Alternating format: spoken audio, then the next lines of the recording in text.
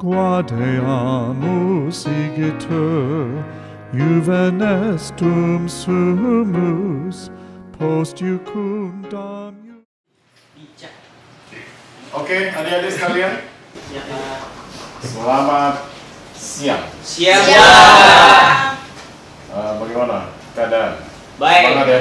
Semangat. Disemangatkan. Ada yang tidak semangat? Kira-kira apa yang menyebabkan muda ini? Kedinginan. Tiga. Kedinginan. Yes. Kantongnya kosong. Kalau Ya, kalau kedinginan nanti dipanaskan oleh materi. Ya, Pak. kita panas ini. Kami siap panas. Ya, absen kami ini semua sudah pada datang ya? Kira-kira. Sudah ya? Sudah, Pak. Sudah. Oke. Kita nanti akan mengulas tentang materi ini. Adapun materi ini tahapannya tujuan utama adalah apa sebenarnya DKV itu. Jadi hal-hal mendasar untuk membuat karya DKV apa? Ya, dicerna dulu itu. Saya anak DKV, tetapi apa poin-poin yang penting, dasar yang penting yang saya tahu tentang DKV supaya kalian membuat karya pun itu menjadi kebiasaan dan mengarah pada titik profesionalisme kalian nanti ke depannya. Sudah, oke. Kira-kira apa yang kalian ketahui tentang DKV? Tunjuk tangan. Ya, si namanya apa? Marcel. Apa yang kamu tahu tentang DKV? Itu kerjaan yang ngedit. Oh, jadi Marcel sebelum masuk ke sini dia tahu bahwa DKV itu mengedit. Ada lagi yang tahu? Oke, Jim. DKV apa, Jim? DKV itu adalah cabang ilmu desain yang memvisualisasikan komunikasi. Sekarang kita pilih apa yang dimaksud dengan desain. Coba tunjuk tangan. Desain itu apa? Ya, Pak. Ya. Desain itu bentuk dan gambar. Oke, Anderson, apa? Desain itu apa? Merancang sesuatu yang biasa menjadi luar biasa. Merancang sesuatu yang biasa menjadi luar biasa. Dan jawabannya juga luar biasa. Oke? Ada kata rancangan ya. Iya. Desain itu adalah sebuah konsep rancangan, bahwa rancangan itu bersumber dari apa? Ide. Ide. Kita memiliki ide ingin membuat sesuatu. Ya. Nah, itu dalam proses penciptaan ide itu bagian dari itu. Bagaimana kita mencari ide? Ide bisa timbul seketika ya. Bisa kalian rasakan pernah punya ide kan? Iya. Membuat sesuatu lah. Ya, baik itu yang bersifat sastra maupun itu visual. Nah, ide itu bisa timbul seketika di saat kalian melihat sesuatu kejadian yang indah atau yang buruk ataupun yang menyenangkan. Terus ada juga ide karena dorongan, mungkin disuruh untuk membuat sesuatu, dan terjadilah sebuah pemikiran merangkai dari imajinasi memori kalian secara fiksi, imajinatif, dan itu kalian rancang melalui apa? Biasanya kalau kalian membuat rancangan itu dalam bentuk apa? Sketsa ya, sketsa ya, ekspresif lah. Sekarang kita masuk ke komunikasi. Apa itu komunikasi? Komunikasi itu bentuk Apa? penyampaian. Bentuk penyampaian. Oke. Ciwi, Proses penyampaian informasi. proses penyampaian informasi dari suatu pihak ke pihak lain. dari satu pihak ke pihak yang lain. Ada yang lain lagi? Komunikasi dulu. Tentang komunikasi. Ya, bagus. Ada lagi yang angkat tangan yang mungkin ini. Jangan lihat ini ya. Oke, kita natural dulu, natural. Komunikasi. Sering kalian menggunakan komunikasi kan? Selalu. Ya. Alat komunikasi pun saya tahu bahwa kalian mengerti apa alat-alat komunikasi. Iya. Baik yang jadul, yang kekinian ya. Sekarang definisi komunikasi lah dulu. Apa itu komunikasi? Komunikasi itu seperti yang Jim bilang, ada sebuah penyampaian informasi yang sifatnya adalah interaktif. Jenis komunikasi juga ada yang verbal dan ada non-verbal. Tetapi yang penting garis merahnya adalah komunikasi itu adalah ada audiens, ada sumber. Desain adalah rancangan. Komunikasi adalah penyampaian informasi dan visual. Apa itu visual itu? Ayo Anderson. Bentuk penyampaian. Bentuk penyampaian. Siapa lagi? Jim? Saya Jim. Aduh, bagus-bagus ya. Informasi melalui gambar maupun tulisan maupun audio dalam bentuk visual. Itu ya. Visual, kalian sering menggunakan kata visual. Ini hal yang mendasar bagi anak-anak di kafe ya. Visual, apa itu visual? Visual itu adalah gambar, wujud. Coba kasih contoh dulu. Komunikasi lewat gambar itu apa aja? Poster, bagus. Baliho di tengah jalan. Baliho. Apa lagi? Sama Ya, sama. Nah, kira-kira apa yang membedakan penyampaian komunikasi secara visual ataupun penyampaian komunikasi secara lisan? Ayo, tunjuk tangan. Ya, Pak. Kalau visual itu dia tidak menggunakan kata-kata, kalau secara lisan dia menggunakan kata-kata. Ya, Oke. bisa saja visual menggunakan kalimat atau kata-kata. Bisa. Yang pada intinya yang membedakan visual dengan lisan kan kita ngomong secara langsung, interaksi langsung. Tapi kalau visual ya berupa gambar yang ngomong. Iya. Gambar yang berbicara. Oke, bagus. Komunikasi menggunakan gambar. Mana yang lebih menarik? Gambar visual. Yang Enggak, gambar atau lisan? Gambar. Apa alasannya gambar? Karena Urusan kalau aja. kita harus mengerti apa yang disampaikan, gitu. Jadi lebih tertantang. Mana lebih mudah komunikasi secara lisan tulisan atau melalui visual? Kalau dalam ketertarikan orang lebih gampang itu sebenarnya kita mau membaca gambar. Lebih Gambar. cepat Siapa yang enak membaca tulisan daripada gambar? membaca gambar. Siapa yang suka membaca melalui gambar-gambarnya ada gitu? Saya. Iya ya. Iya. Pasti semua lah anak-anak di kafe ya. Suka. Iya, jadi dari survei juga mengatakan bahwa komunikasi lewat visual itu jauh akan lebih mudah ditangkap dibanding hanya sebagai keterangan atau komunikasi melalui tulisan saja. Begitu ya, sudah paham ya? Paham. Bahwa desain komunikasi visual itu bicara tentang berkomunikasi lewat Visual. Gambar. gambar-gambar ya. Itulah tugas kalian di sini. Bahwa kalian menciptakan sebuah karya tidak terlepas dari elemen visual. Ya. Iya. Visual yang komunikatif. Pernah melihat bunga layu? Karena Itu visual ya? iya.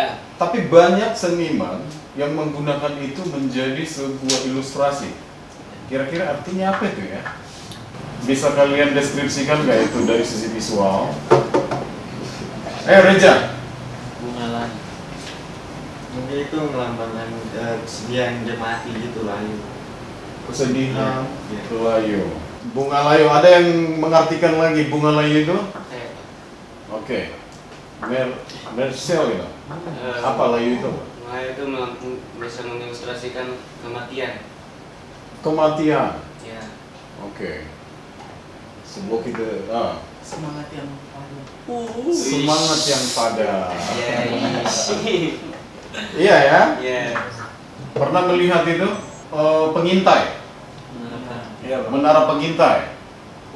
Nah, itu bukan asal dibangun, tetapi itu ada pemaknaan di dalam itu, bahwa itu adalah tempat orang mengintai musuh.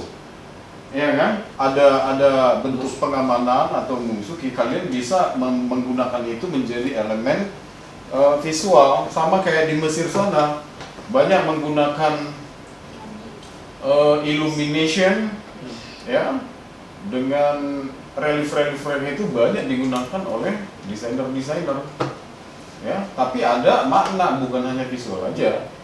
Seperti itu, kalian juga dari budaya masing-masing juga harus bisa kalian cerna, dan itu kalian angkat dan itu menjadi sebuah karakter nanti di karya kalian masing-masing, dan menjadi bersifat edukatif, komunikatif terhadap orang lain. Di situ juga ada warna. Menurut kalian warna itu bisa komunikatif nggak? Bisa. Coba, siapa yang bisa memberi alasannya? Suaranya dikencangin. Oke, kita tahu sendiri kalau kita orang seni, ya betul-betul harus paham dengan warna-warna. Iya. Yang mana warna apa nih mendeskripsikan kesedihan, warna apa yang mendeskripsikan sebuah kebahagiaan. Jadi kalau contohnya warna-warna yang mendeskripsikan kesedihan, ya pastinya hitam, abu-abu bisa saja. Terus kalau warna-warna yang mendeskripsikan keberanian, ya nggak lepas dari warna merah, kuning, itu kan bisa. Intinya warna-warna terang, warna panas itu mendeskripsikan semangat. Kalau seperti warna, ya kita tahu sendiri kalau warna putih ya udah pasti suci dan lain-lain. Warna hitam ya sedih. Itu kalau deskripsi warna-warna. Oke, tepuk tangan buat si Nilo. Jadi dari teori kita bisa melihat bagaimana psikologis warna itu secara nyata dalam kehidupan kita. Benar atau tidak? Nah, Nah, kira-kira kalau anak-anak kecil itu warnanya senangnya apa? warna cerah. Bagus. Kalau orang tua, warna-warna apa? Secara visioner psikologis warna untuk umum itu apa? Untuk orang tua, mungkin tempat kopi beda lagi tuh. Kopi. Kalau kamu taruhlah kopi warna pink tuh, ada nyambung juga ya. Pink, purple gitu ya, minum kopi. Bisa aja sih, cuma rasanya mungkin agak different ya. Tapi kalau kopi itu dibuat dengan nuansa lebih ke natural, mungkin itu lebih dapat mungkin ya. Kita masuk ke elemen garis. Kira-kira garis itu bisa komunikatif nggak? Bisa. Coba kasih example-nya. Ya. Jadi garis itu juga merupakan elemen dalam membentuk visual. Garis itu bisa juga dibuat menjadi macam-macam makna. Ada garis yang romantik, bisa langsung berimajinasi romantis garis itu bagaimana bentuknya. Ya kan? Kalau saya buat begini, terasa nggak itu bahwa ada harmoni romantik di dalam situ? Iya, lebih ke romantik, itu definisi romantis psikologisnya ya. Ya. Terus komposisi merupakan komunikasi gitu, penempatannya. Coba siapa yang bisa jelasin? Semua ada pemaknaannya. Mungkin di sini ada orang yang lagi, kalau beban yang dirasakan sama dia pergi mabuk dan dia mengesampingkan bahwa Tuhan itu tidak berperan untuk dia. Oke.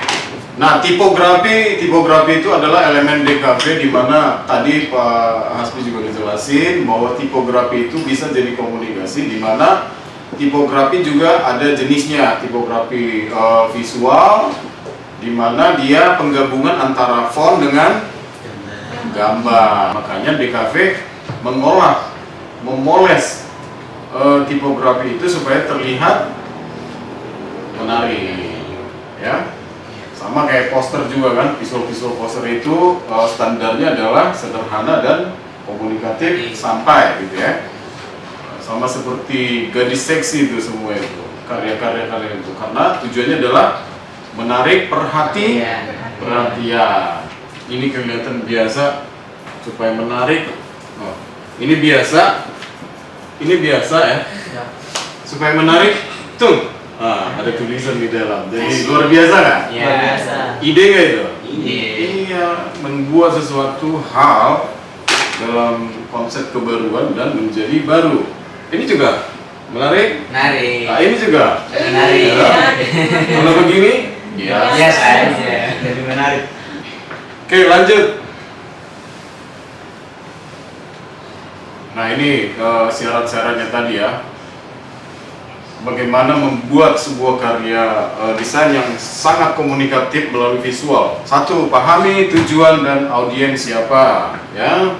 Dengan memahami tujuan siapa audiens itu, kita bisa mempersiapkan senjata kita apa? Pahami dengan baik tujuan karya desain, produk, penyampaian, menyediakan informasi. Ketahui targetnya, apakah dia bayi, apakah anak SD, remaja, orang tua, ya, dewasa, sama lansia. Ya, itu akan dituntut kalian, kemampuan kalian dari segi psikologis, warna, bentuk, dan komposisi. Terus yang kedua, menciptakan karya desain komunikasi visual itu, ini itu tadi ide ya. Ini adalah idenya. Bagaimana ide itu kalian membuat sebuah analisis, lakukan penelitian, topik, tren, ya, dan pesaing terkait dengan proyek Anda. Terus kumpulkan ide-ide yang dilakukan brainstorming. Brainstorming tahu itu ya. Jadi mengumpulkan ide-ide, pilih ide yang lebih relevan. Jangan ragu untuk mencatat ide-ide yang muncul, bahkan jika pada awalnya tampak tidak relevan. Kumpulkan semua. Nanti itu akan terfilter. Oke? Ya. Konsep bagaimana tujuan dari pesan Anda. Di sini yang penting adalah unik. Unik itu pastilah itu akan menjadi nilai pasar, di mana pasar itu akan mencoba hal-hal yang baru dan menarik. Kata menarik juga kalian tahu yang menarik itu apa aja. Keren. Coba menarik itu yang bagaimana menurut kalian? Yang Keren, Bapak. Yang modern. Beda dengan yang lain. Menurutmu yang menarik apa? Tren dan ide itu. Tren. Apalagi yang menarik menurut kalian? Yang membuat orang penasaran, Pak. Membawa orang penasaran. Ini mewakili orang Bali. Siapa? Kreatif. Siapa tadi? Kreatif. Kreatif. Apalagi yang menarik itu yang bagaimana ya? Yang tidak terpikirkan orang lain. Unik. Apalagi? Yang menarik itu menurut kalian? Sesuai dengan perkembangan zaman. Sesuai tren ya. Ya kan sudah. Iya. Ya begitu ya. Itu bagian hal-hal yang menarik. Tadi udah kata-kata lu. Estetik. Estetika. Siapa yang tahu arti estetik? Keindahan. Saya Bapak. Apa? Elegan. Elegan. Keindahan. Keindahan. Ya. Jadi keindahan tidak serta-merta seperti bagaimana teori si Aristoteles, Plato, ya. Di sini estetik itu bisa juga berubah sesuai dengan definisi budaya. Nah, seniman dia bisa membuat sampah itu menjadi menarik, ya. Kotoran aja, ya, itu bisa menjadi nilai estetik. Jadi tidak serta-merta dekoratif, ya. Bagaimana yang indah begini, pencampuran warna yang fantasi, ya. Tidak. Kotoran ayam juga itu bisa menjadi indah di saat dia dibuat dengan relevansi konsep-konsep yang menggambarkan sesuatu, ada tujuannya, ada konsep itu, dan ada yang menarik, itu indah bagi dia dari perspektif dia. Jadi tidak serta-merta keindahan itu yang warnanya menarik, tapi tidak memiliki makna. Sama kayak perempuan, ya. Memang wah mau make upnya, wah cantik lah, estetiknya bagus ya, body anatominya bagus ya. Tapi setelah dilihat sifatnya, masak juga nggak bisa, nyuci piring nggak bisa, hancur lah itu, estetiknya itu hilang. Ya toh? Iya. Terus hanya make up aja di kamarnya semua, wah itu kampung ya. Secara laki-laki ya kan. Tak butuh itu kecantikan. Tapi kalau ada seorang wanita masuk ke rumah menyapa semua, ya, sama anaknya, oh enggak, sama papinya gitu, sama anaknya dipeluk. Habis itu sediakan atau bawa makanan dari luar ini buat kalian, ya toh? Terus tiba-tiba papanya lagi sibuk, Pak, saya buatin kopi, Pak. Indah nggak ya? Indah banget. Estetik sekali. Ya, toh? Walaupun mukanya nggak seberapa, tapi dengan kebaikannya itu beauty, ya kan? Beauty dari dalam. Nah, itulah inner beauty. Nah, itu estetik. Jadi para wanita itu, aduh, buat laki-laki itu make up kalian terlalu betul gitu. Ya toh Jim?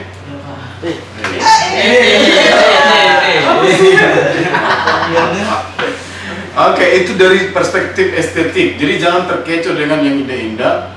Jangan hanya di kampung aja. Mau enak kampung sana, kalau bisa keluarlah, pergi ke Doyo sana, lihat. Oh, ada yang menarik. Itu semakin luas Anda menjalangkahkan kaki kalian, maka semakin banyak wawasan yang kalian temukan. Nah, ide itu juga begitu. Jangan hanya berputar di situ. Semakin sempit pengalaman kalian, maka semakin sempit juga itunya. Keunikan kreativitasnya hanya terbatas seperti itu. Berarti terbanglah. Ya. Ini tadi yang saya bilang tadi ya. Visual itu trennya itu adalah sederhana tetapi fokus. Terkadang kesederhanaan bisa menjadi kunci kesuksesan. Jangan terlalu memenuhi desain dengan elemen yang berlebihan. Pastikan pesan utama mudah dikenali dan tidak teralihkan oleh elemen-elemen lain. Nah, ini nih. Kita buat di sini warna abu-abu. Ya toh? Besar kita buat. Terus di sini merah. Yang mana yang ini? Merah. Yang menonjol merah kan? Iya. Seperti itulah dalam konteks visual itu juga. Jangan lupa ada merah, ada oranye, ada kuning yang menonjol. Ini tujuan utama jadi mati. Yes. Lanjut. Pilih media yang tepat. Pertimbangkan media yang akan digunakan. Apakah itu media cetak, media sosial, situs web, atau media lainnya. Pastikan desain Anda cocok untuk media tersebut. Unity, pastikan desain Anda memiliki kesatuan dan konsistensi. Ini termasuk dalam penggunaan warna, tipografi, dan gaya visual. Jadi itu elemen yang saling berkaitan ya. Jangan lari pada konteks. Biasakan seperti itu. Uji kepada audiens. Sebelum merilis resmi, uji desain Anda pada audiens yang mewakili target Anda, dapat umpan balik dan pelajaran dari reaksi mereka. Jadilah terbuka terhadap umpan balik yang bersemangat. Untuk menggantinya, iterasi dapat membantu peningkatan desain Anda. Ya, iterasi, perbaikan. Ya, jadi bagaimana ada feedback bahwa ada masukan-masukan, itu kalian harus terbuka karena itu penguatan bagi kalian. Paham ya? Makanya kalau kalian dikritik jangan langsung saya tidak mau dikritik. Orang yang mau dikritik itu adalah kunci orang yang sukses. Ya, karena kritik itu adalah membuat kita semakin kuat dan sempurna. Ngerti orang soal? Ngerti. Siapa yang gak suka dikritik? Iya. Oke, kita lihat realitanya. Oke. Lakukan presentasi yang kuat. Saat Anda mempresentasikan karya desain Anda, sampaikan cerita di balik desain tersebut, apa tujuannya dan mengapa itu unik. Ya. Jadi dalam mempresentasikan karya kalian itu, kalian harus bisa menjelaskan semua elemen-elemen visual yang ada di dalam. Ya. Lakukan apa yang menarik, tujuan dari visual ini apa, harus bisa kalian menjawabkan. Ya, demikianlah pertemuan kita hari ini. Minggu depan kita lanjut dengan materi yang lain. Tapi sebelumnya kalian ada tugas, yaitu membuat sebuah karya visual yang komunikatif. Formatnya dibuat dalam kertas A3 full color dan diolah digital. Waktu pengumpulannya tanggal 17 minggu depan ya, Oktober 2023. Berarti ya, sampai ketemu minggu depan. Selamat siang, shalom.